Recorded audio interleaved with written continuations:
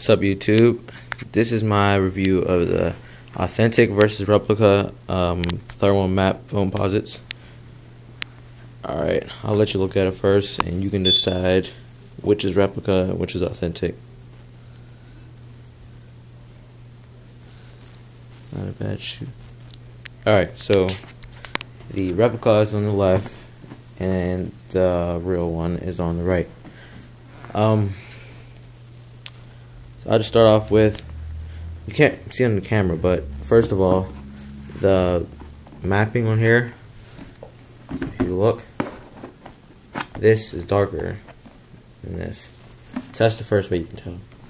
And the biggest thing with all the replica Foamposites that they can't get right is the carbon fiber. You can see there you just have some cheap whatever, and then there you can tell that's the carbon fiber. Oh yeah, and the boxes are just way off. They use their standard Nike box for this one. So the Air Foamposite 1, pearl, white, red, pink, dark gray. Here you have Air Foamposite 1 PRM. And another thing is the replicas. Okay, so the replicas don't have the suggested retail tag. That's right there. You see. Alright, so, and that size, the replica size 11 and authentic size 12. Alright, next is the toe box. You can see that with the replica you have more room right there. This is right there. Soles, they are pretty much the same exact thing, except for, again, that the replica is darker than the authentic sole. But yeah, the design is pretty much on point. There's like a few small things. Like if you look here, there's a space right there with authentics, and then the replica, they just put it on there. And then there you have this extra part right there, and there's just one piece. And that's like pretty much all around the shoe, but they're pretty good replicas. These were $60 from AliExpress, so I mean you save almost $200. With the back, the logo on the back, it's pretty much the same, but you can tell that the authentic is like more compact and tightened in, while this one is more open. Also, with the stitching on the back, this is in rows and lines, and that's checkered. Probably can't see it.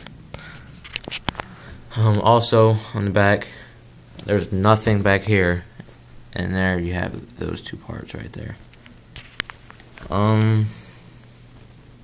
Another thing is pull tab. This pull tab is much longer and taller. This one's flimsy and weak, and it's short. Insoles, that with the replica, authentic. Oh, I can't see it. Nike Air. I don't know if you can see that. Shoelaces, pretty much the same, just darker again. Now here with where the Nike sign is, going around that, this is more of like a dull black, and this is a darker one. Probably can't see it again.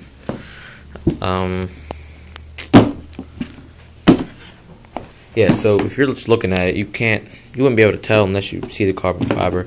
But if you're just looking at it, you have them on your feet, you can't really tell that much.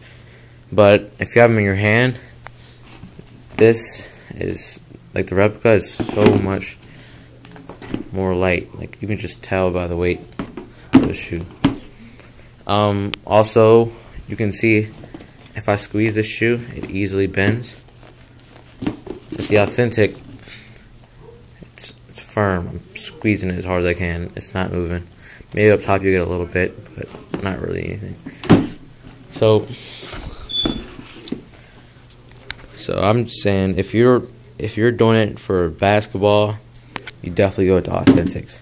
But if you're just trying to wear them around, you know, don't really care that much, don't have the money, I say go with the replicas, because the only way somebody's going to tell is if they get close and they see that carbon fiber. But if they're just walking around and they're not staring at them, you'll be fine. And yeah, yeah, it's a pretty good shoe. It's just like how it's just what it's made out of. The look is great. It's just pretty. The way it feels pretty cheap, but I mean, you save $200 getting the replica. So it's your choice, whatever you prefer.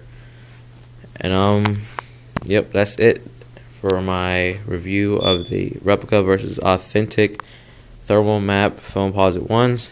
And thank you for watching, and please subscribe. Thank you.